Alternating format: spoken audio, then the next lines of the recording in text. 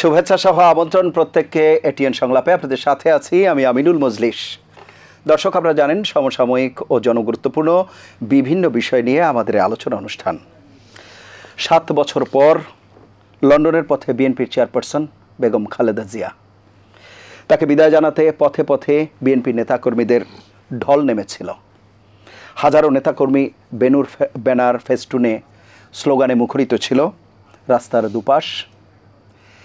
এবং বাসা থেকে যখন বের হয়েছেন তারপরে প্রায় 2.5 ঘন্টার মতো লেগেছে তার বিমানবন্দরে পৌঁছতে।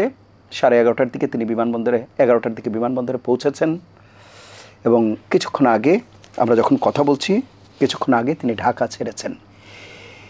সঙ্গত কারণেই আমাদের আজকের আলোচ্য বিষয় অবশেষে বেগম জিয়ার বিদেশ যাত্রা। এ বিষয়ে আলাপ করবার জন্য স্টুডিওতে রয়েছেন দুজন সম্মানিত অতিথি। আমাদের সাথে রয়েছেন বিএনপি চেয়ারপারসনের উপদেষ্টা জনাব হাবিবুর রহমান হাবিব এবং আমাদের সাথে রয়েছেন সিনিয়র সাংবাদিক জনাব আউয়াল ঠাকুর। আমরা দুজন অতিথির সাথে কথা বলবো। দর্শক, আপনারাও আছেন আমাদের সাথে।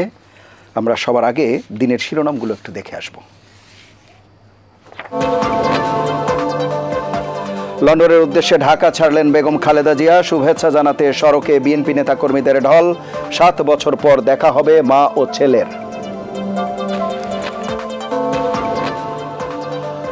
গুম ও জুলাই আগস্ট গণহত্যায় জড়িত শেখ হাসিনা সহ 97 জনের পাসপোর্ট বাতিল। -2 কোনো পরিকল্পনা নেই জানালেন প্রধান উপদেষ্টার প্রেস সচিব। মুসলিম ঐক্যে ফাটল ধরে এমন কোনো কাজ থেকে বিরত থাকতে ইমামদের প্রতি আহ্বান জামায়াতের। মসজিদকে সব সামাজিক কার্যক্রমের কেন্দ্রবিন্দু করার তাগিদ। গণ অভ্যুত্থানে আহতদের পুলিশে চাকরি দেবে সরকার। প্রথম ধাপে নিয়োগ পাচ্ছে 100। জুলাই আগস্টে গণহত্যার ন্যায় বিচার নিশ্চিতের আশা প্রধান বিচারপতির। এবং আওয়ামী লীগের আরও 2 এমপি ও তাদের স্ত্রীর বিরুদ্ধে দুর্নীতির মামলা। সরকারি কর্মচারীদের দ্বৈত নাগরিকত্বের তথ্য চেয়ে বিভিন্ন দপ্তরে দুদকের চিঠি।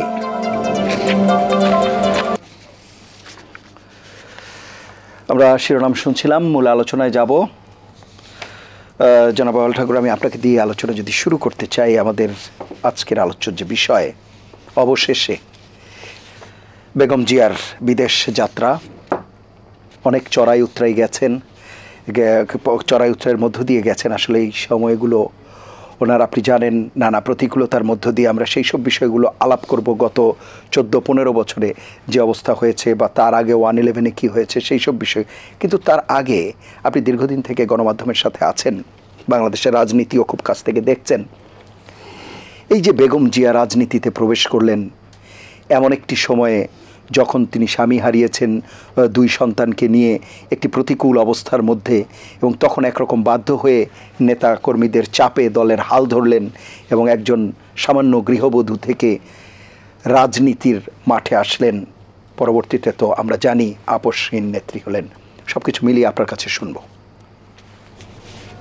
খুব আবেগঘন একটি বিষয় নিয়ে প্রশ্ন তুলেছেন। পেশাগত জীবনে আমার সৌভাগ্য হয়েছিল বেগম খালেদা জিয়ার প্রথম রাজনৈতিক সভা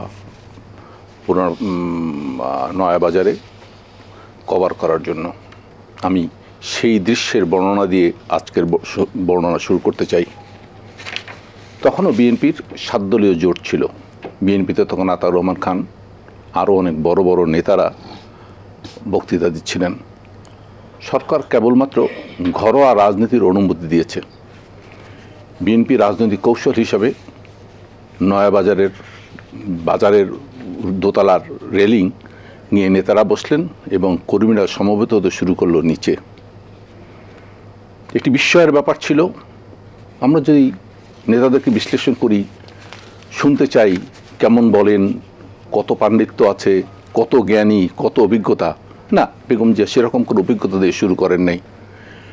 বেগম জিয়া শুরু করেছিলেন একটি খুব সাংঘাতিক রকম বাংলাদেশের রাজনীতিতে স্মরণযোগ্য, উল্লেখযোগ্য, এবং যদি কোনো নিরপেক্ষ ইতিহাস লেখা হয় তাহলে এই কথাটাই উল্লেখ করা প্রয়োজন হবে যে তিনি এমন একটি ফ্যাসিস্ট রিজিমের বিরোধিতা শুরু করেছিলেন যা তখনকার জন্য ছিল অকল্পনীয়। পরবর্তীকালে অনেক বড় কথা বলেছেন। কিন্তু আমরা সচক্ষে প্রত্যক্ষ করেছি তখন বিএনপির অনেক বাঘা বাঘা ডক্টরেট, পিএইচডি, এমনকি ব্যারিস্টার মওদুদ আহমদের মতো লোক বা যারা পরবর্তীকালে আরও অনেক বড় বড় পদ পদবি অলঙ্কর করেছেন, তাদের প্রত্যেককে তিনি বলেছিলেন যে জাতির এই দুর্দিনে এরশাদের বিরুদ্ধে রুখে দাঁড়ান। প্রত্যেকেই তখন মাথা নত করে শিকারি ধরা বিড়ালের মতো পিছন দরজা দিয়ে পালিয়ে গেছেন। তখন তারা পথ খুঁজছিলেন কিভাবে এরশাদের সাথে আতাত করা যায়। আপনি বলেছেন গৃহবধূ, আমি সেভাবে বলতে চাই না, আমি বলতে চাই সাবেক প্রেসিডেন্টের এবং এমন একজন প্রেসিডেন্টের তিনি স্ত্রী ছিলেন যিনি বাংলাদেশের স্বাধীনতার ঘোষক ছিলেন, যিনি মানুষকে বলেছিলেন উই রিভল্ট, এবং জনগণ সাথে সাথে রিভল্ট করে উঠেছিল। সেই মহান বিপ্লবী এবং সেই স্বাধীনতার মহান ঘোষকের স্ত্রী হিসেবে তিনি প্রত্যক্ষ করেছিলেন জাতিতে কতটা শক্তি ধারণ করলে একজন মানুষ নেতা হতে পারে। বেগম খালেদা জিয়া সেই শক্তিকে ধারণ করেই বিএনপির দায়িত্ব গ্রহণ করেছিলেন। হ্যাঁ, অভিজ্ঞতার দিক থেকে বলা যেতে পারে কম, কিন্তু তার যে আন্তরিকতা, তার যে ত্যাগ এবং তার যে হুমকি গ্রহণের, ঝুঁকি গ্রহণের যে মাত্র ক্ষমতা, এটি সেদিন প্রমাণিত হয়েছিল তিনি কতটা ঝুঁকি গ্রহণ করলে সেই সময় এরশাদের মতো যে বাংলাদেশের প্রথম একজন সামরিক শাসক, যার বিরুদ্ধে প্রেসিডেন্ট জিয়া হত্যার সুনির্দিষ্ট অভিযোগ থাকার পরেও তার স্ত্রী হিসাবে তিনি এরশাদের বিরুদ্ধে রুখে দাঁড়িয়েছিলেন। সেই রুখে দাঁড়ানোর যে দৃষ্টিভঙ্গি সেদিন আমি খেয়াল করেছিলাম নয়াবাজারের জনসভায়।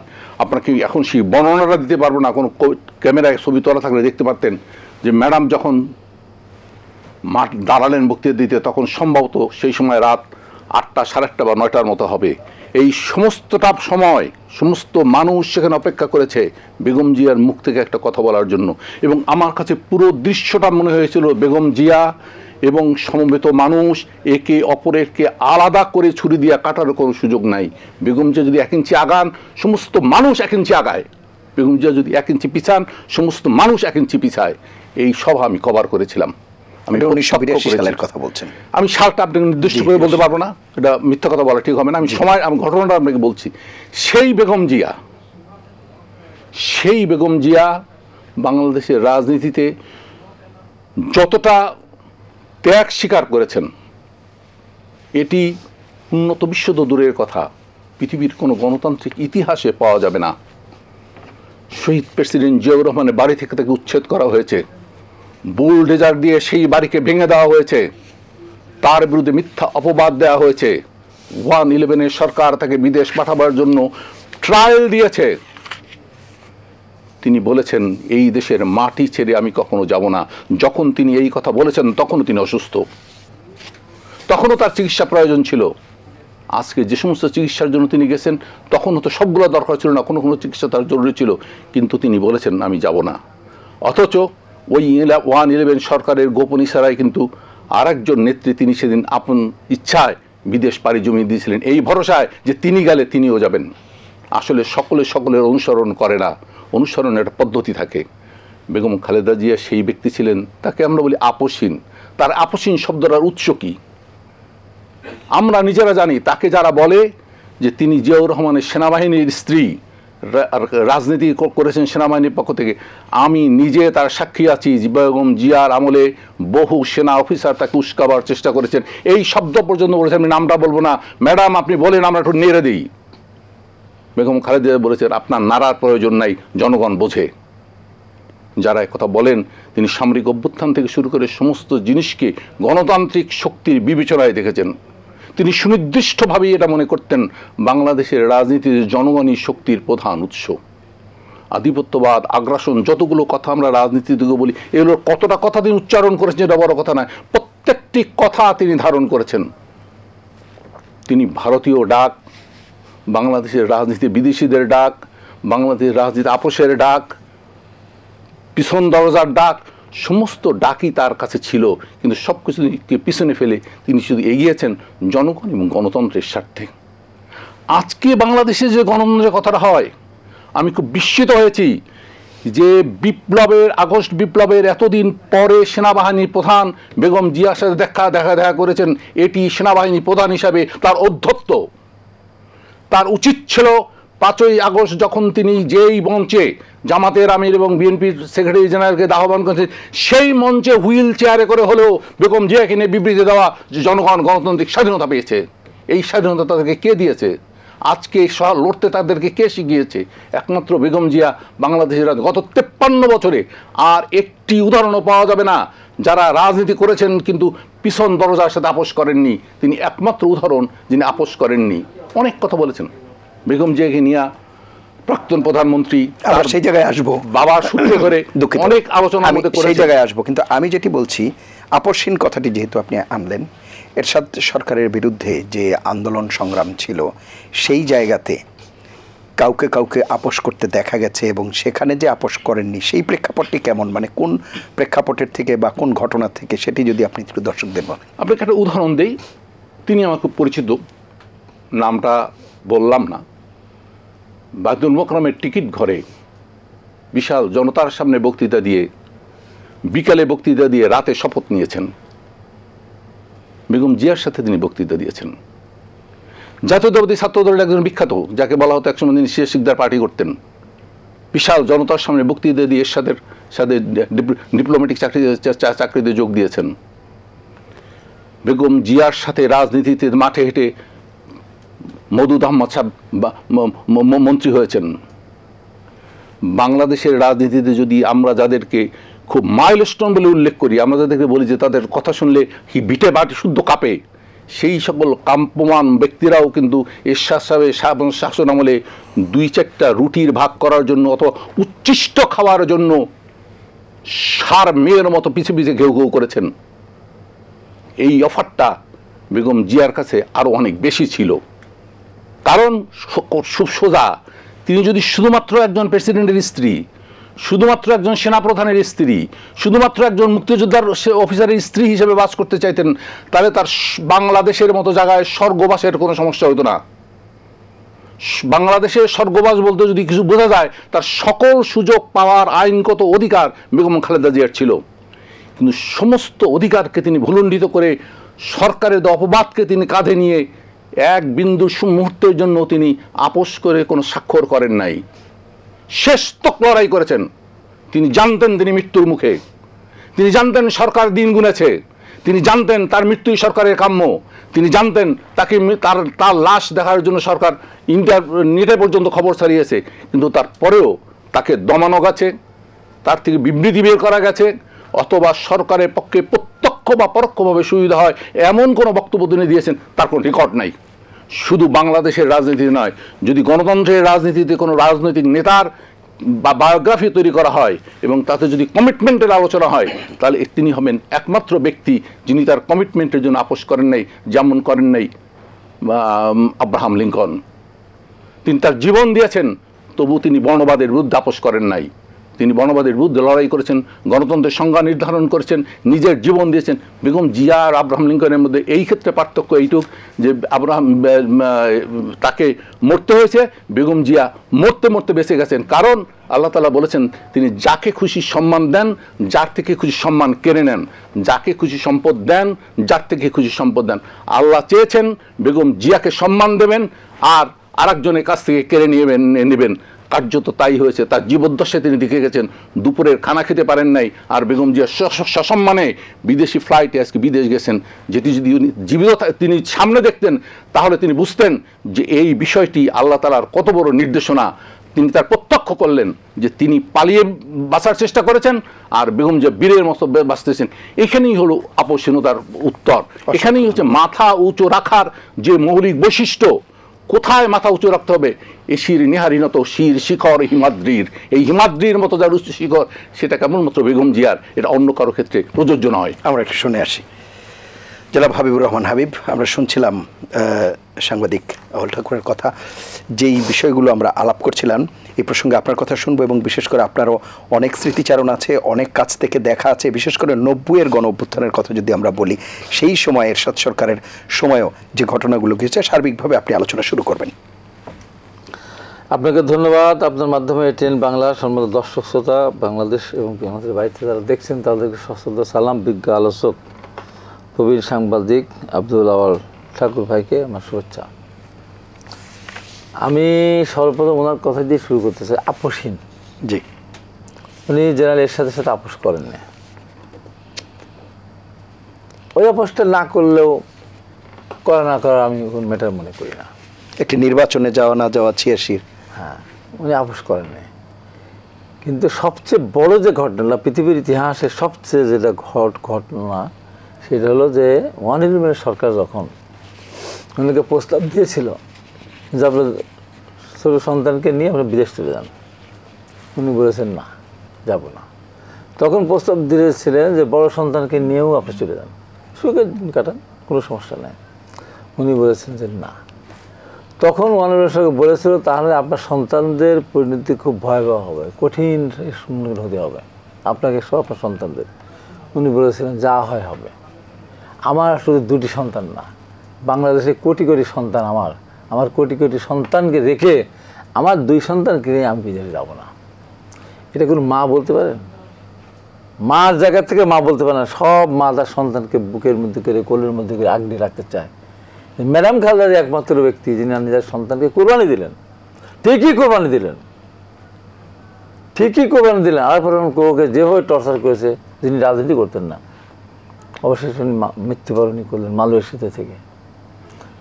মহান স্বাধীনতার ঘোষক, সাবেক রাষ্ট্রপতির সন্তান, সাবেক প্রধানমন্ত্রীর সন্তান মালয়েশিয়া থাকতেন। চিন্তা করতে পারেন মায়ের সেই দুর্দশা দেখে, যখন ইলেকট্রিক লাইন কেটে দেওয়া হয়েছিল, পানির লাইন কেটে দেওয়া হয়েছিল, টেলিফোন লাইন কেটে দেওয়া হয়েছিল, গ্যাসের লাইন কেটে দেওয়া হয়েছিল, কোনো সন্তানে মায়ের এই দুর্দশা দেখে বেঁচে থাকতে পারে না। সুস্থ থাকলেও তার মারা যাওয়ার কথা। আরাফাত কোকো তো সুস্থ ছিলেন, অসুস্থ ছিল, মারা গেল। কত নির্মম যে নিজের ছোট ভাইয়ের মৃত মুখ দেখতে পারলেন না তারেক রহমান। কত বড় কঠিন যে নিজের ভাইয়ের জানাজা অংশ করতে পারেন না। তারপরেও কিন্তু মানে এই সরকারের সাথে উনি আপোষ করেন না। এবং ওই সরকারের সঙ্গে আমি তো সাক্ষী, যেদিন তারেক রহমানকে ধরে নিয়ে গেল, কি নিষ্ঠুরভাবে সাবেক রাষ্ট্রপতির সন্তান, সাবেক প্রধানমন্ত্রীর সন্তানকে র্যাবে পোশাক পরিয়ে, জ্যাকেট পরিয়ে, হেলমেট মাথায় দিয়ে নিয়ে গেলেন। কি লজ্জা, চিন্তা করা যায় না। তারপর সুস্থভাবে গেলেন। পরবর্তী সময় হঠাৎ করে দেখলাম যে উনি অসুস্থ। এমনভাবে তাকে নির্যাতন করা হয়েছে এবং করতে ফেলে দিয়ে তার মেরুদণ্ডের হাড় ভেঙে দেওয়া হয়েছে। এরপরেও কিন্তু ম্যাডাম খালেদা জিয়া আপোষ করেন নাই। কারণ 111 সরকার ম্যাডাম খালেদাকে প্রস্তাব দিয়েছিলেন যে আপনি ক্ষমতায় যাবেন, আমরা যেগুলি করেছি সেইগুলিকে আপনার স্বীকৃতি দিতে হবে। উনি বলেছেন যে না, তুমি অন্যায় করেছো, তোমাদের সাথে আমি কোনো আপোষ করতে পারি না। চিন্তা করতে পারেন? তাই যদি ওই সময় যদি করতেন, তাহলে আরাফাত কোকো বিদেশে যেতেন না, তারেক রহমানকে বিদেশে চিকিৎসা করাতেন, এইভাবে দেশে দীর্ঘদিন থাকতে হতো না। এখানে উনি আপোষ করেন না। তারপরে আপনি আসেন, এই যে মানে দীর্ঘদিন কারাগারে থাকলেন, মৃত্যুর ভয় তো সবারই আছে, এর ভিতরে উনি একদিনও আপোষ করেন নাই। 111 এই আওয়ামী লীগের সরকার আমলে ওনাকে যখন একদম সেই নির্জন কারাগারে রাখা হলো, আগে যেমন ওই যে আন্দামান দ্বীপে যেমন দিত, বলে কি বলে, ওই যে নির্বাসন, ম্যাডাম খালেদা জিয়া করে একটা একদম ভঙ্গুর একটা পুরনো জেলখানা, যেটাকে পরিত্যক্ত করা হয়েছে, সেই পরিত্যক্ত জেলখানা ওনাকে একাকী রাখা হলো। চিন্তা করতে পারেন কত নিষ্ঠুর।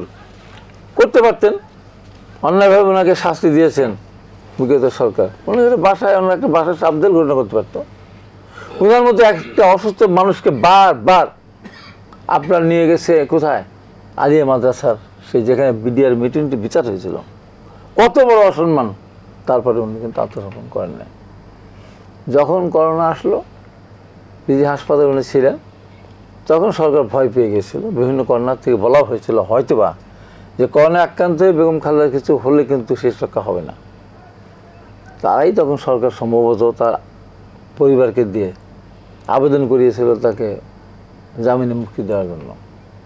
ম্যাডাম নির্ভয়া মুক্তি দেওয়ার ম্যাডাম কিন্তু রাজি হন, ম্যাডাম নিজে কিন্তু করেন নাই। তারপর নির্ভয়া আদেশে 6 মাস সাজা স্থগিত করে তাকে বাসা থাকার অনুমতি দেওয়া হলো, কিন্তু বিদেশ যাওয়ার অনুমতি দেওয়া হলো না। আমি সাক্ষী, ইতিহাসের সাক্ষী। আজকে যেমন আমি এয়ারপোর্টে যাইনি, কারণ বলা হয়েছে জনদুর্ভোগ না বাড়ে, এই জন্য আমি যাইনি। তারপরেও মানুষ গিয়েছে, আবেগ যা ধরে রাখতে পারে না। যেমন ওনাকে যেদিন সাজা স্থগিত করে যখন জামিন দেওয়া হলো, যেদিন উনি যেদিন পিজি হাসপাতাল থেকে বের হন, সেদিনও পার্টির পক্ষ থেকে রিজভী আহমেদ বিবৃতি দিয়েছিল ওখানে না যাওয়ার জন্য করোনাকালীন সময়। আমি সেই নির্দেশ মেনে আমি যাইনি সেখানে। কিন্তু টেলিভিশনে বসে বসে দেখলো, আজকে যেমন দেখছি, খুব খারাপ লাগতেছিল যে আমি ম্যাডাম জিয়ার মুখটা দেখতে পারলাম না। কিন্তু আল্লাহর ইচ্ছা, হঠাৎ করে চ্যানেল আইতে ফোন করলো, ভাই 8:30 বেজে টু দ্য পয়েন্টে আসে। গেলাম, গেছি গিয়ে দুদকের প্রধান আইনজীবী খোরশেদ আলম বসা পেয়ে গেলাম। আমি খোরশেদ আলমকে জিজ্ঞাসা করলাম, ম্যাডাম খালেদা যে আজকে যে নির্বাহী আদেশে 6 মাসের সাজা স্থগিত হবে, উনি মুক্ত থাকবেন, আপনি জানতেন? না। দুদকের মামলার সাজাপ্রাপ্ত আসামিকে কেউ নির্বাহী আদেশে কেউ সাজা স্থগিত করতে পারবে না। তাহলে আজকে তো প্রমাণ হলো যে আমি বারবার মিডিয়াতে বলেছি, ম্যাডাম জিয়াকে কোনো আইন দ্বারা সাজা দেওয়া হয়নি। সাজা দেওয়ার মধ্যে কিচ্ছু নাই। 1 সেকেন্ডের জন্য পৃথিবীর কোনো আদালত সাজা দিতে পারেন না। সাজা দেওয়া হয়েছে নির্বাহী আদেশে, তাদের মনে রক্ষা করে, তাদের ইঙ্গিতে। অতএব ম্যাডাম খালেদা জিয়াকে সারা বিশ্বের আইনজীবী নিয়ে এসে, ব্যারিস্টার নিয়ে এসে আমরা প্যানেল করে দিই, ম্যাডাম খালেদা জিয়া মুক্তি মিলবে না, উনি যেমন মুক্তি পাবেন না। আজকে হলো, খুরশিদ আলম আজকে হলো, আজকে উনি কোনো আইনজীবী মুক্তি করেছেন না। কে করেছে? নির্বাহী আদেশে। নির্বাহী আদেশে যেহেতু যে সাপ কামড়ায় সেই সাপকে দিয়েই কিন্তু বিষ উঠাতে হয়। নির্বাহী আদেশে সাজা দিয়েছিল, নির্বাহী আদেশে সাজা স্থগিত করে তাকে বের হতে আসতে দেওয়া হয়েছে। আপনি কী কারণে দিলেন? কোন ইতে দিলেন? তো ওনার বয়স বেশি, আর কি উনি শারীরিকভাবে খুবই অসুস্থ। তাহলে 6 মাস পরে ওনার বয়স বাড়বে না কমবে? তাহলে বাড়বে। ওনার বিদেশে যাওয়ার যেতে অনুমতি নেই, ওনার শারীরিক অবস্থা খারাপ হবে কি ভালো হবে? খারাপ হবে। তখন কী করবেন? 6 মাস পরে কী করবেন? 6 মাস পরে কারাগারে আনতে পারবেন আর না। তার মানে কি? তার মানে যে আপনার সরকারের নির্বাহী আদেশের কারণে বেগম খালেদাকে সাজা দেওয়া হয়েছিল, আজকে তাকে 6 মাসের জন্য সাজা স্থগিত করে মুক্ত করা হয়েছে। দেখেন, আজকে আমার চেয়ে আনন্দিত আর কেউ হয়নি, একজনও না। আমার যে আনন্দ, এই আনন্দ আর কারোর হতে পারে না। কারণ ম্যাডাম খালেদা জিয়াকে বাইরে যাওয়ার জন্য যখন বারবার আবেদন করা হয়েছে পুরের পক্ষ থেকে, হঠাৎ করে আনিসুল হক, স্বরাষ্ট্রের দোসর বা একদলীয় ভোটের যিনি আইনমন্ত্রী, উনি বললেন আর কোনো অসুবিধা নেই, নির্বাহী আদেশে বেগম খালেদা জিয়ার জামিন সাজা স্থগিত করা হয়েছে, এখন আর কোর্ট কাছারি আদালতের দরকার নাই, আইন দরকার নাই, এখন নির্বাহী আদেশে যেহেতু জামিনে সাজা স্থগিত করে উনি বিদেশ যেতে পারেন, কোনো বাধা নেই বলেছিলেন তো। যার জন্য আমাদের শুক্রবার শনিবার বন্ধ, অফিস খোলা রাখা হলো। কেন? ম্যাডামের পাসপোর্ট রিনিউ করতে হবে, যেহেতু পাসপোর্ট রিনিউ ছিল না, ছিলেন। হঠাৎ করে পরদিন বলে ফেললেন যে না না না না, ম্যাডাম খালেদা থেকে বিদেশে যেতে দেওয়া যাবে না, কারণ উনি আদালতের আমানত। আদালত যদি চেয়ে বসে, তখন আমরা আদালতের কাছে কী জবাব দেবো? যার পরিপ্রেক্ষিতে আমি 71 টেলিভিশনে আমার টক শো ছিল 8টা, আমি বললাম যে আমরা যখন জামিন পাই তখন আমাদের জামিনদার থাকে, অথবা কিছু টাকা দিয়ে সেখানে আবার উকিল মাধ্যমে আমরা জামিন পাই, নিতে পারি, জামিনদার থাকেও। তো আদালতের আমানত যেহেতু আদালত চাইলে পাওয়া যায়, তাহলে আমি আদালতের আমানত হিসাবে আমি ওনার জামিনদার হচ্ছি, আমি ওনার কর্মী। আমি এইটুকু বলছি, আগামীকাল যদি আপনারা পাঠান, আমি আজকে জেলে চলে যাব। উনি যদি যতদিন উনি আসবেন না চিকিৎসা শেষ করে, ততদিন আমি জেলে থাকবো। শেষ পর্যন্ত যদি উনি নাই আসেন, তার জন্য সেই সাজা দিয়ে সর্বোচ্চ সাজা মৃত্যুদণ্ড হয়, আমি হাসতে হাসতে ফাঁসির কাছে চলব। আমার পরিবারের পক্ষ থেকে আবেদন করবে না। এবং এই কারণে আমি ফাঁসির কাছে চলবো যে ম্যাডাম খালেদা জিয়া বিদেশে চিকিৎসা নিতে না পারার কারণে যদি কোনো ক্ষতি হয়ে যায়, এই দেশ কিন্তু কলঙ্কিত, জাতি কিন্তু কলঙ্কিত, জাতি কলঙ্কমুক্ত করার জন্য আমি আমার বক্তব্য দিয়েছি। আপনি দেখেন, রেকর্ড আছে, সেই 71-এর সেই 8টার সময় পুনঃপ্রচার করে না, 1:30 পুনঃপ্রচার করে, তিনি পুনঃপ্রচার করেনি আমার বক্তব্য যাতে না যেতে পারে।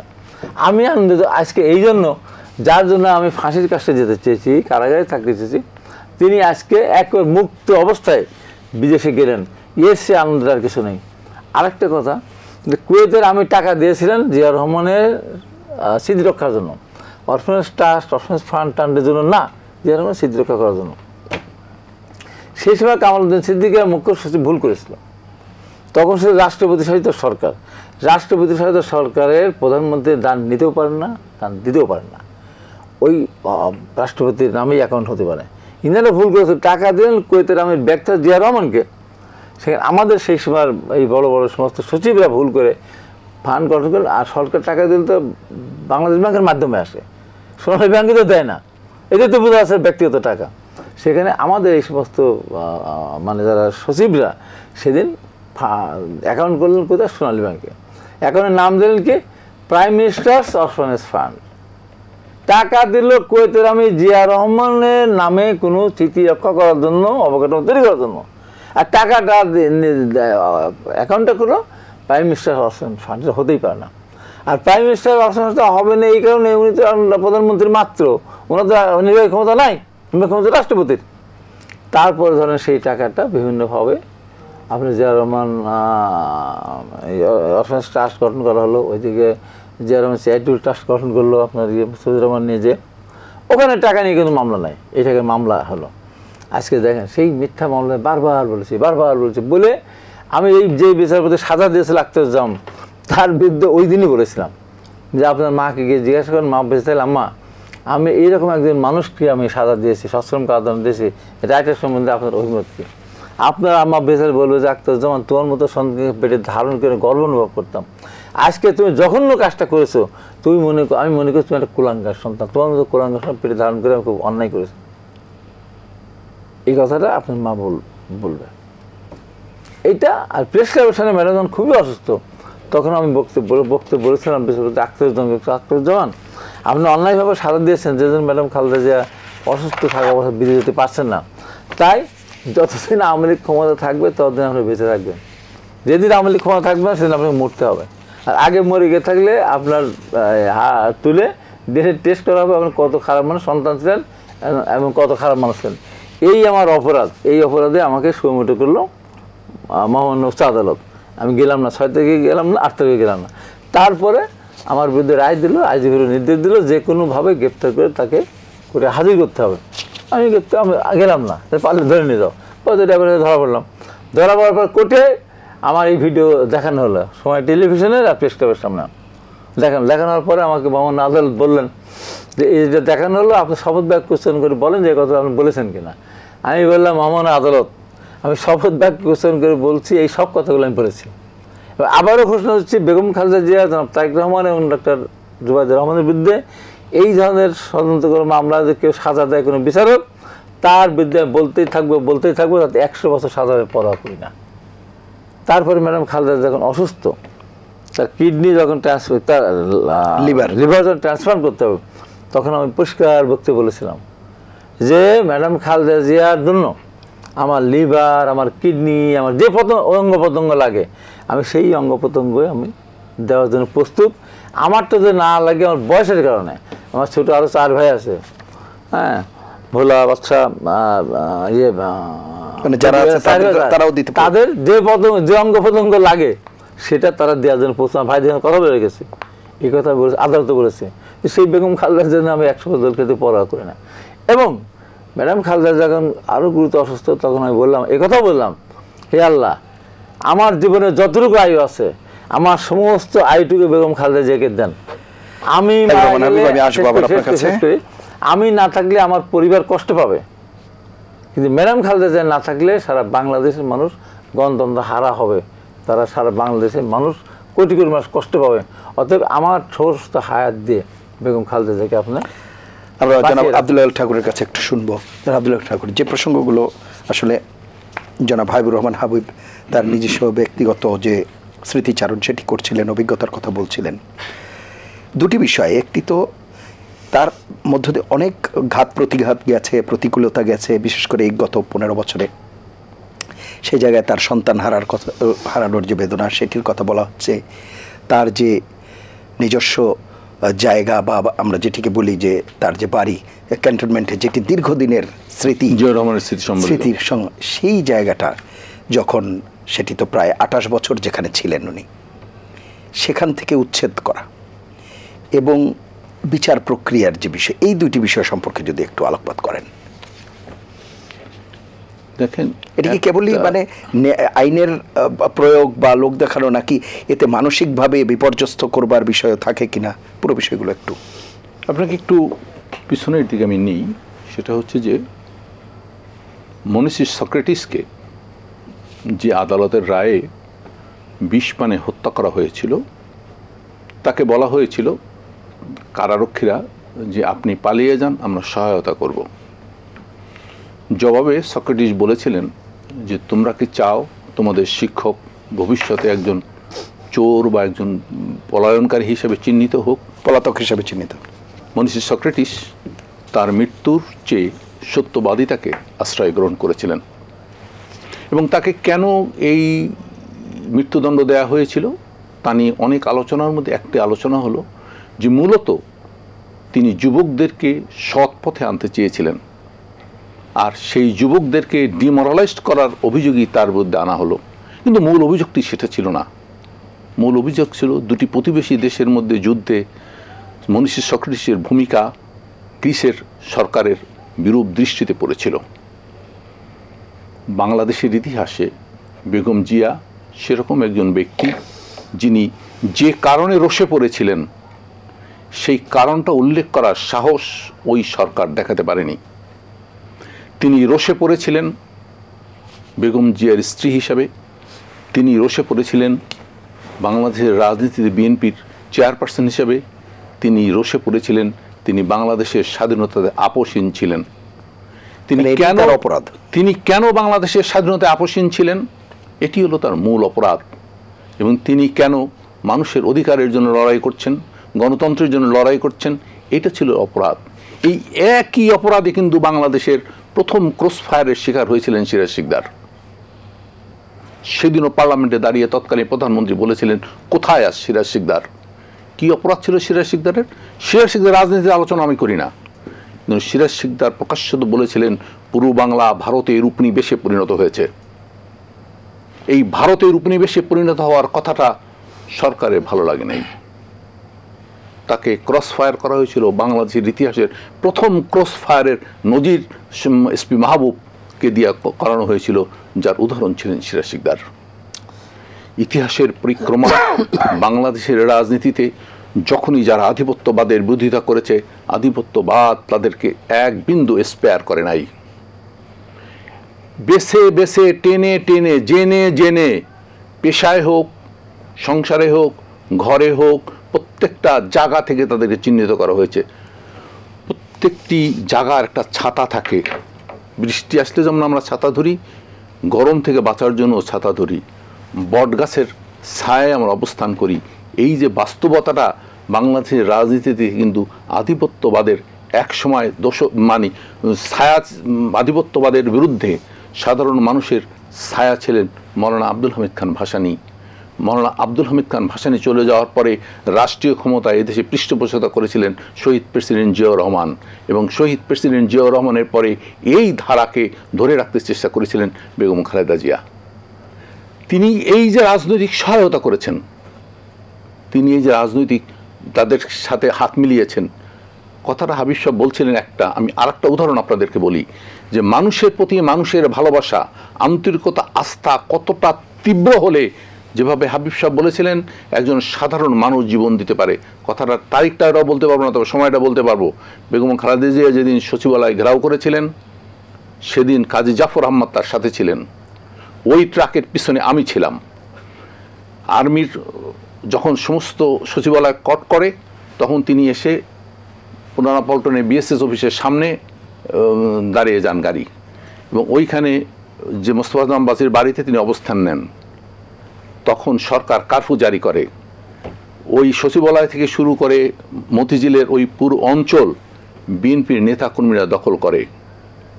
সেনাবাহিনীর একজন কর্মকর্তা, যার ব্যাচ ছিল না, হাতে machine gun, light machine gun, তিনি লাইট মেশিন গান নিয়ে জনতার উদ্দেশ্যে, বিএনপির নেতা সাধারণ মানুষের উদ্দেশ্যে বলেন আমি তোমাকে গুলি করব। লোকটি দুহাতে তার জামা খুলে বলো করো গুলি। রেডিও অস্ট্রেলিয়ার ডাইরেক্ট ব্রডকাস্ট করেছিল। ওই মহিলা তখন বিএসএসের দোতলা থেকে রেকর্ড করেছিল। সেনাবাহিনীর ওই কর্মকর্তা উপরে ওয়ারলেস হাইকমান্ড করলেন যে আমি বলেছি গুলি করতে, সে বলছে গুলি করো, আমি কি করব। দুজন দুই ফাঁকে দুই জায়গায় দাঁড়িয়ে গেলেন। সেনাবাহিনীও গুলি করেনি, যুবকও নড়েনি। আপনি সাহসের মাত্রাটা পরীক্ষা করার চেষ্টা করেন। আজকে যারা বলছেন যে আগস্ট বিপ্লবের সাহসী, এই সাহসের ইন্ধনটা সেদিন দেখিয়েছিলেন বেগম খালেদা জিয়া, যে কতটা সাহসী হলে দেশপ্রেমের সাথে আপোষ করা যায় না। এই দৃশ্যগুলো আপনাকে এই কারণে বললাম যে বেগম জিয়ার দোষটা ওইখানে, যে বেগম জিয়া ছিলেন বলে এদেশে আধিপত্যবাদের বিরুদ্ধে মানুষ মাথাছাড়া দিয়ে উঠতে সাহস পেয়েছে, মনে করেছে ঠিক আছে ম্যাডাম তো আছেন, শেষ তক যাই হোক ম্যাডাম তো দেখবেন। যেমন হাবিব সাহেব বলেছেন তার কিডনিটা দিতে চান, কেন? ম্যাডামকে বাঁচিয়ে রাখতে চান। ম্যাডামকে কেন বাঁচিয়ে রাখতে চান? ম্যাডাম তো একজন সাধারণ মানুষই, কিন্তু না, ম্যাডাম সাধারণকে ছাড়িয়ে যে বৈশিষ্ট্যের অধিকারী হয়েছেন, তিনি যে মহাসমুদ্রের মতো নিজেকে উদার করে দিয়েছেন, নিজের ঘর ভেঙে সমস্ত ঘরকে এক ঘরে পরিণত করেছেন, নিজের বাসাকে উচ্ছেদ করে সমস্ত মানুষের আশ্রয়ের মধ্যে গিয়েছেন। সেজন্যই তিনি প্রমাণ করার চেষ্টা করেছেন যে তিনি যদি না থাকেন তাহলে এখানে আধিপত্যবাদী শক্তির বিষদাঁত প্রয়োগে আর কোনো বাধা নাই। এই বাধার অপসারণ করার জন্যই যে কথা বলেছে বেগম জিয়ার যে অবস্থা, এটা তো খোদ প্রাইম মিনিস্টার জানতেন, 111 সরকার জানতেন, কিন্তু অপেক্ষা করেছেন কখন সেই দুঃসংবাদটি তিনি পৌঁছে দেবেন। এবং তার জন্য যে কথা বলা, এই কথা কত সত্য জানি না, যে বেগম জিয়াকে স্লো পয়জনিং করা হয়েছে, আমি জানি না এটা কতটা সত্য, হয়তো এখন পরীক্ষা করলে পাওয়া যাবে। এবং যে কারণে অনেকে মনে করে এই যে ম্যাডামের এতদিন যেতে বিলম্ব হলো, এই যে অনেক দিন থেকে তিনি যাই করে যাচ্ছেন না, তার অন্যতম একটা কারণ হিসাবে কারো কারো বক্তব্য আছে যে তাকে স্লো পয়জনিং করা হয়েছিল। এখন সেটা কী অবস্থা হয়েছে জানি না, হয়তো রিপোর্ট। তাহলে কথাটা কি দাঁড়ায়? এদেশের স্লো পয়জনিং ইতিহাসে আরও 2-1 জনের নাম আছে, যেমন নওয়াব স্যার সলিমুল্লাহকে স্লো পয়জনিং করা হয়েছিল, কারণ তিনি বঙ্গভঙ্গের বিরোধিতা করেছিলেন। ঢাকা বিশ্ববিদ্যালয় তার নামে দিয়েছিল, কিন্তু ব্রিটিশ অভিযোগ আছে এবং তাকে স্লো পয়জনিং করা হয়েছিল। তার একটা বড় প্রমাণ, তার যে কবর, সেখানে কোনো পাবলিকের যেতে দেওয়া নিষেধ ছিল, বহুদিন ব্রিটিশ আর্মি মানে পুলিশ পাহারা দিয়েছে। এই যে কথাগুলো কেন বলা হয়? কখনো কখনো কোনো কোনো ব্যক্তি সময়কে ছাড়িয়ে সময়ের ঊর্ধ্বে উঠে যান, চিন্তায়, চেতনায়, সাহিত্যে, আন্তরিকতায়, সব ক্ষেত্রেই আছে। সেই জায়গাটার মধ্যেই বাংলাদেশের রাজনীতি, বাংলাদেশ একটা ছোট্ট দেশ, এই ছোট্ট দেশের মানুষের, কোটি মানুষের প্রাণ কেন্দ্রের হার্টবিটে পরিণত হয়েছিলেন বেগম খালেদা জিয়া। এই হৃদস্পন্দনটাকে থামিয়ে দেওয়ার জন্যই মূলত আধিপত্যবাদের দোসররা তার বিরুদ্ধে চক্রান্তটা করেছিল, খুব পরিকল্পিত এবং অত্যন্ত হিসেব নিকেশ কোটে। কিন্তু ওই যে বলে বিধি বাম, সমস্ত চক্রান্তকারীর থেকে আল্লাহ মহান পরিকল্পনাকারী। আপনি রান্না করলেই সেটা খাবেন এমন কথা তো আপনি বলতে পারেন না। আপনি রওনা করলেই জায়গায় পৌঁছবেন এমন কথার তো কোনো নিশ্চয়তা নাই।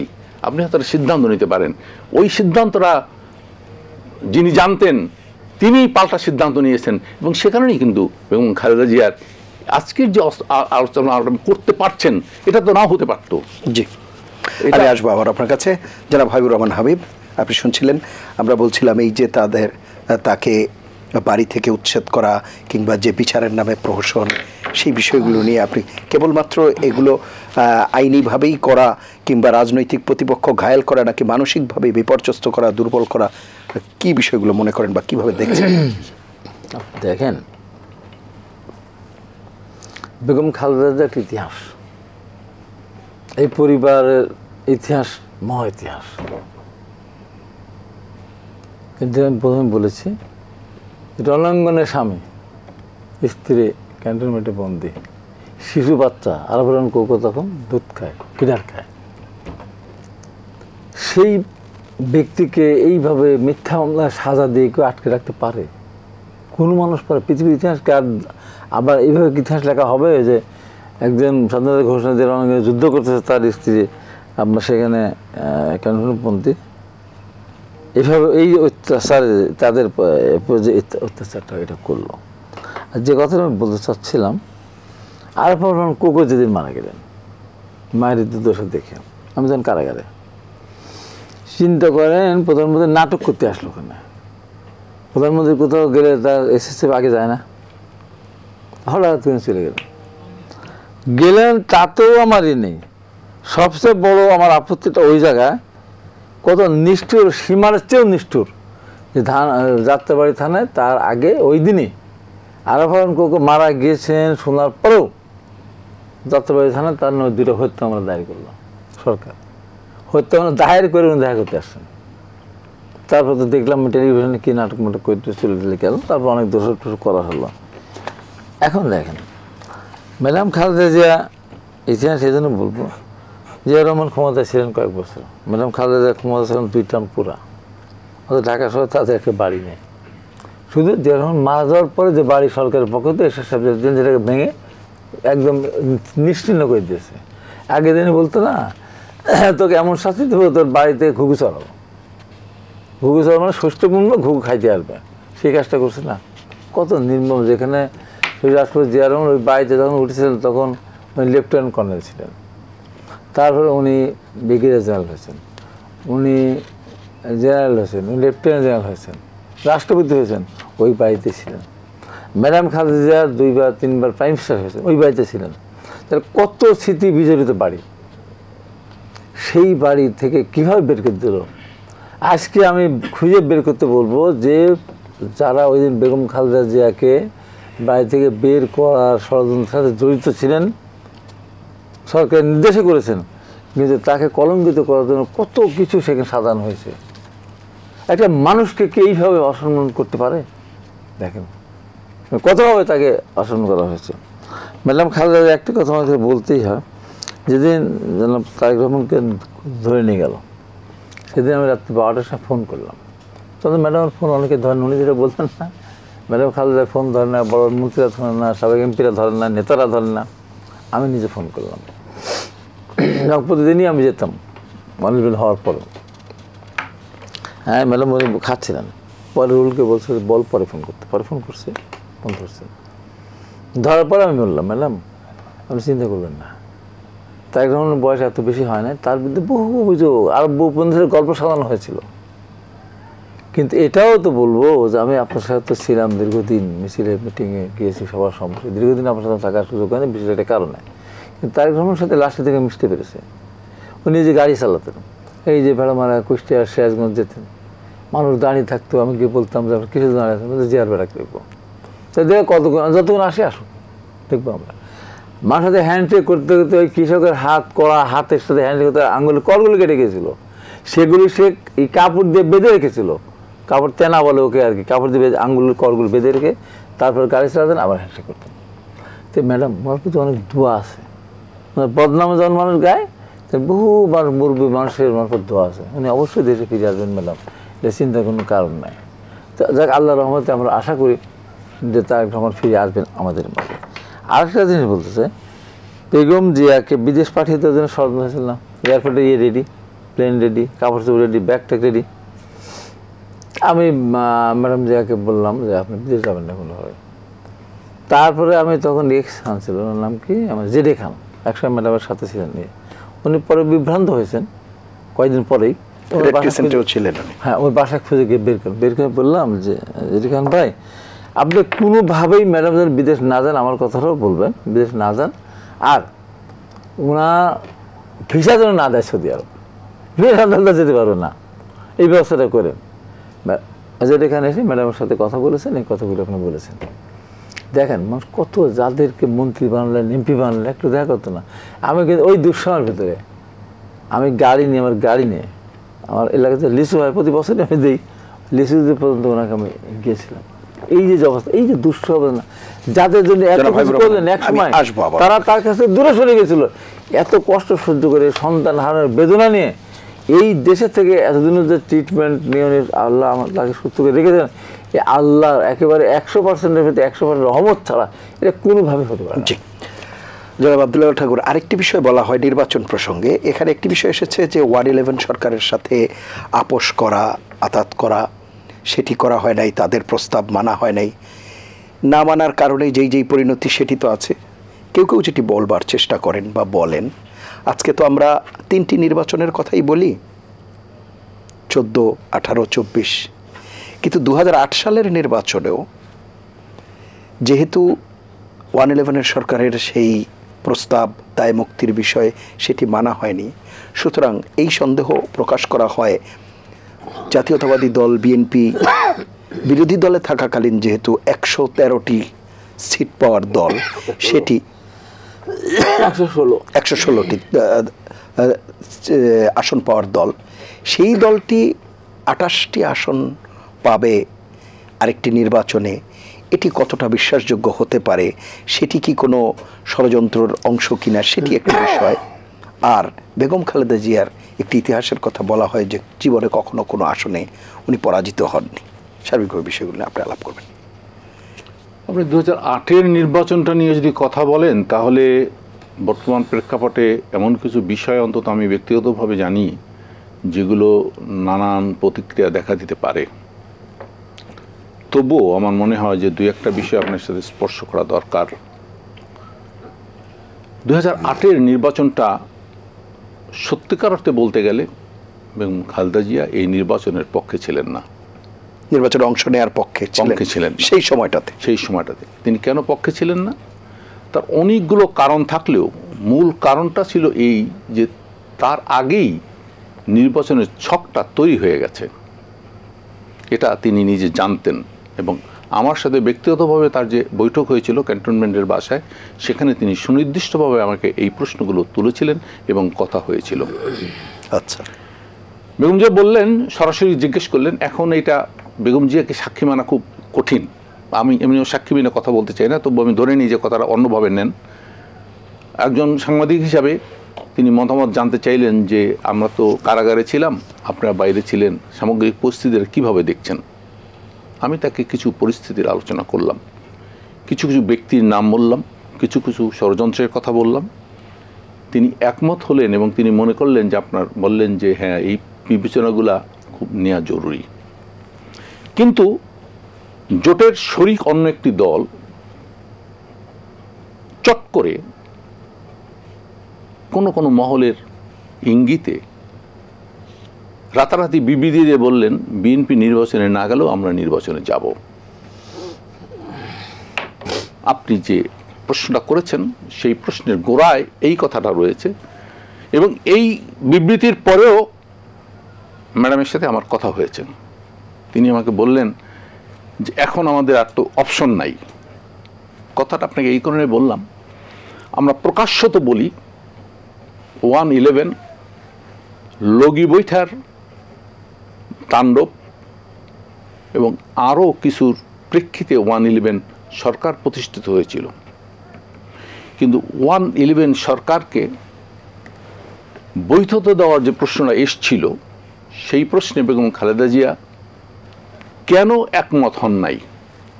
কারণ অনেক কথা আছে এর মধ্যে তারেক রহমান প্রসঙ্গ আছে। কারণ ওই 1/11-এর সেনাপ্রধানকে বেগম জিয়া নিয়োগ দিয়েছিলেন। এখানে জেনারেল মাসুদের আলোচনা আছে, এখানে আরও অনেক আলোচনা আছে। ফখরুদ্দিন ম্যাডামের সময় বাংলাদেশ ব্যাংকের চিফ ছিলেন। একদিক থেকে মনে হবে সব বিএনপি, কিন্তু আসলে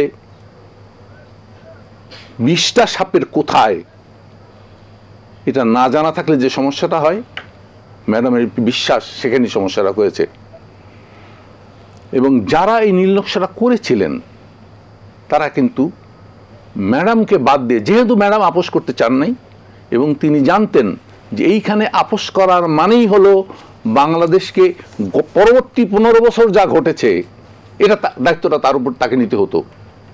তিনি যদি 2008 সালে সেনা সমর্থিত তত্ত্বাবধায়ক সরকার বা ওই সরকারের সমর্থন করতেন, তাহলে পরবর্তী 15 বছর আওয়ামী লীগ যা করেছে এই দায়িত্বটা তাকে নিতে হতো। কারণ যেই লিমিটি নিয়ে প্রশ্ন উঠেছিল, যে দায় মুক্তি দেওয়ার প্রশ্ন উঠল, এই দায় মুক্তিটা হচ্ছে সংবিধানের ব্যবচ্ছেদ করা। তো ওই সরকার কি করেছে, শেষ পর্যন্ত পরোক্ষভাবে উচ্চতর আদালতে সমাপন্ন হয়েছে ছেড়ে দে মা কেঁদে বাঁচি। তাহলে তারা এই দায় নিতে পারছে না। সরকার পরিচালনার দায়ভার নেয়ার মানে অযোগ্য একটি সরকার তার সমস্ত অযোগ্যতার দায়ভার চাপিয়ে দেওয়ার জন্য 2008 সালে আওয়ামী লীগের সাথে আপোস করেছিল। এই আপোসের কথাটা ওনার জানা ছিল এবং সেইখানে যে ওনার আর কিছু করণীয় নাই এটা ওনার চেয়ে বেশি কেউ জানতেন না। কিন্তু যারা সেদিন টাপে পা দিয়েছিল তারা কিন্তু পরবর্তী পরিণতির অনুভব করেছে যে আপনাকে আমরা ইঁদুর ধরার আগে যেভাবে খাবার দিই, সেটা ইঁদুরকে খাবারের জন্য না, ইঁদুর ধরার বদের জন্য। আমরা যেমন মাছের জন্য আদার দেই, মাছের খাবারের জন্য না, ধরার জন্য। সেই জন্য কিন্তু 111 সরকার কিছু আদার তৈরি করেছিল, কিছু মাছ আর কিছু ইঁদুর ধরার জন্য, যে ইঁদুরগুলোকে তারা পরবর্তীকালে হত্যা করেছে। জি, বুঝতে এবং পেরেছি। এইখানেই কিন্তু বেগম জিয়ার রাজনৈতিক সফলতা, দূরদর্শিতা, যে তিনি নির্যাতিত হয়েছেন কিন্তু জনগণের স্বার্থের সাথে বেইমানি করেননি, কারণ তিনি জানতেন যে এটাই ঘটবে। জি, জনাব হাবিবুর রহমান উনি হালুনি। যে কথাটা বলেন তার ধীরে বলতে চাই যে সেদিন জামাত ইসলাম সব নেতারা বেগম খালেদার কাছে গেলেন, গিয়ে বললেন, ম্যাডাম আমরা তো নির্বাচন দেওয়ার সিদ্ধান্ত নিয়েছি, আপনার মতামত জানতে এসেছি, যদি আপনি নির্বাচনে যান। ও ম্যাডাম বলেন বসার চা খান। তো বলছেন না, যদি আপনি নির্বাচন যান তাহলে বলবো, না হলে আমাদের বসার সময় নেই। চিন্তা করেন, ম্যাডাম জিয়া সেদিন বলেছিলেন যে নির্বাচন যাবেন, আপনাদের 3 সিট দেবে, আমাকে 30 সিট দেবে। মুখের কথা মুখে থাকলো, ম্যাডাম যা 29 সিট পেলেন আর 2 সিট পেল। ওই দিন যদি নির্বাচনে জামাত ইসলাম না নিয়ে যেত, বাংলাদেশের এই চিত্র হতো না, এত বছর গণতন্ত্রহীন আমরা থাকতাম না, এই নির্যাতন শিকার বেগম খালেদা জিয়া হতেন না। ওই নির্বাচনের পরিপ্রেক্ষিতে পরবর্তী সময় যারা নিয়ে গিয়েছিলেন নির্বাচনে, তাদেরও এইভাবে জীবন দিতে হতো না। ম্যাডাম খালেদা কত সঠিক এবং কত মানে তার দূরদর্শিতা ছিল। আজকে কিন্তু আবার সেই দল আবার খেলা শুরু করেছে। এই সরকার ততদিন থাকবে যতদিন ইচ্ছা। এর পিছনে যে কোন ক্ষমতা কখন কোথায় কি হবে তা কিন্তু বুঝতেছে না। এখনো আমাদের বিরুদ্ধে কঠিন ষড়যন্ত্র, দেশের বিরুদ্ধে ষড়যন্ত্র, সরকারের বিরুদ্ধে ষড়যন্ত্র, আর বিএনপির বিরুদ্ধে সবাই মিলে ষড়যন্ত্র করতেছে।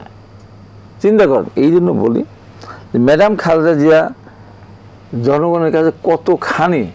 আজকে আমি একটা শোতে ছিলাম আপনার সময় টেলিভিশনে, সেখানে আপনার এই বৈষম্যবিরোধী ছাত্রদের যে সদস্য সচিব সোহেল, ও বলতেছিল ম্যাডাম খালেদা জিয়া দেশের সম্পদ, তাকে সুস্থ দেশে ফিরে আসতে হবে। আপনি চিন্তা করতে পারেন, ওই জায়গায় গেলে সবাই মাথা নত করে। আপনি দেখেন যে কুয়েতের টাকার কারণে উনি জেল খেলেন, কাতারের আমি তার পাঠিয়ে দিলেন, রাজকীয় বাহিনী, এবং ওখানে অ্যাম্বুলেন্স। আপনি চিন্তা করতে পারেন, বিদেশে যাবেন উনি, রাষ্ট্রীয় ওনাকে প্রোটোকল দেওয়া হবে। তো এটা মানুষের মানে একটা মানুষের সততা থাকলে, আল্লাহর প্রতি অগাধ বিশ্বাস থাকলে তখনই কিন্তু এটা সম্ভব হয়। এবং দেখেন 2008 সালের নির্বাচনের কথা উনি বললেন, ওনার সাথে আমি একমত। আমাদের দেশে নির্বাচনী ব্যবস্থা যতদিন থেকে শুরু হয়েছে, সকাল 8টায় শুরু হয়, 1 না বিকেল 4টা পর্যন্ত হয়, কোনো বিরতি নেই। এবং এর ভিতরে যে 4টা বাজে তখন একজন এজেন্ট থাকেন প্রত্যেক দলের, তার সামনে সমস্ত বাক্সগুলো নিয়ে আসা হয়, কোন বুথে কতগুলি বাক্স। এই 2008 সালে আধা ঘন্টার জন্য সমস্ত এজেন্টদের বের করে দেওয়া ছিল। ওই বের করে দিয়েই আপনার 10% করে ভোট লোক আমার কাছে সিল মারা ছিল, আমার কাছে মনে হয়। কারণ 2001 সালে বিএনপি যে নেতা, যে এমপি 1,10,000 ভোট পেয়ে নির্বাচিত হয়েছিল, সে কিন্তু 2008 সালে 29 ডিসেম্বর 1,12,000 পেয়েছে। ভোট কমে নাই বিএনপি, মাননীয় বেড়ে গেছে, করণীয়টা বেড়ে গেছে, তারপরে ভোট কমে নাই। কিন্তু আওয়ামী লীগ ভোট পেল 90,000, তার ভোট হয়ে গেছে 1,20,000। বিএনপি 2008 সালের নির্বাচনে কোনো এমপির ভোট কমে নেই, কিন্তু বাড়ছে, কিন্তু আওয়ামী লীগের বেড়ে গেছে অনেক বেশি। ওই সিট মারা এই কারচুপিকে তাকে হারিয়ে দেওয়া হয়েছিল। যে নির্বাচনে যদি আমরা 2008 সালে 29 ডিসেম্বর না যেতাম, তাহলে এটা তো হতো না। 183 সিট ছিল বিএনপির একা। ওই নেই তো, এই গর্ব নেই তো আমরা চলতে পারতাম, আমাদের সামনে এই দুর্দশা আসতো না। তো একজন মানুষের ভিতরে কতখানি দুর্দশা থাকলে ম্যাডাম খালেদা এই কথাগুলো বলেছেন। এখন দেখেন, এখন 111 সরকারের কথা বলবো। 111 সরকারে আনার পিছনে কারা কারা দায়ী? শেষ পর্যন্ত সরকারের সাথে কে ছিলেন? ডক্টর ইউনূস, ফখরুদ্দিনকে কে বানালেন? 111 মইনুল আহমেদ ওনার কাছে গিয়েছিলেন তত্ত্বাবধায়ক সরকার প্রধান হওয়ার জন্য বা সেনাবাহিনী সরকার প্রধান হওয়ার জন্য, তখন উনি রাজি হন নাই। কেন রাজি হন না তা আমরা জানি না। কেউ শুনে যে উনি 10 বছর চেয়েছেন বা 5 বছর চেয়েছেন, এমন কিছু জন্য রাজি হন না, সত্য কথা আসল কথা জানা। কিন্তু উনি একটা লোক দেখিয়ে দিয়েছিলেন যে তাকে প্রধান উপদেষ্টা করা হোক, ফখরুদ্দিনকে। তাহলে এই যে 111 সরকার এটা গেল, এখন আবার আমরা নতুন করে যদি আমরা কোনো ভুল করি, আমি যে কথা আজকে বলি, আমাদের কিচ্ছু হবে না। আমরা 17,500 মার খেতে খেতে, লাত্তি গুথা বুটের আঘাত খেতে খেতে অভ্যস্ত হয়ে গেছে।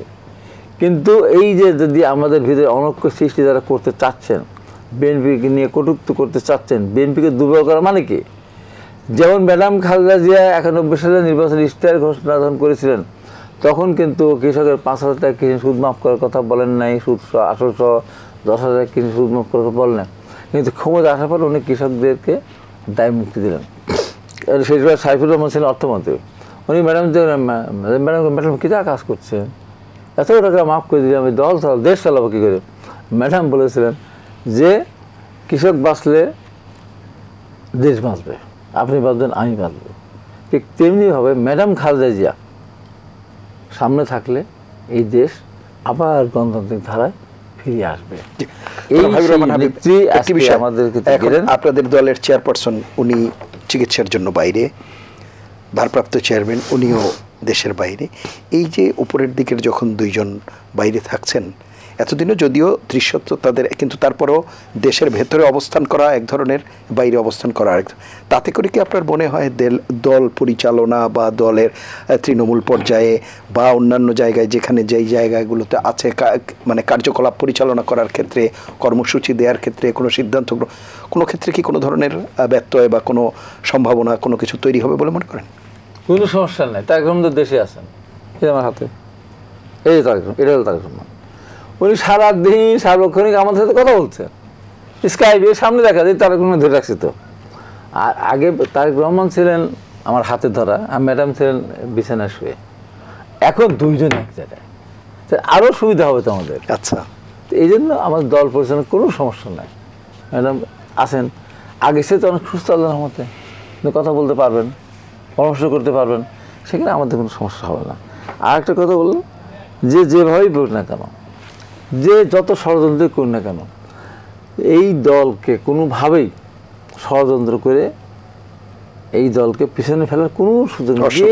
যতই এগিয়ে গিয়েছে, যদি কিছু যুক্ত করে, দিন শেষে এসে দেশের মানুষ বেগম খালেদা জিয়া, জিয়া রহমান, তারেক রহমানের পক্ষে অবস্থান নেবে ইনশাআল্লাহ। অসংখ্য ধন্যবাদ।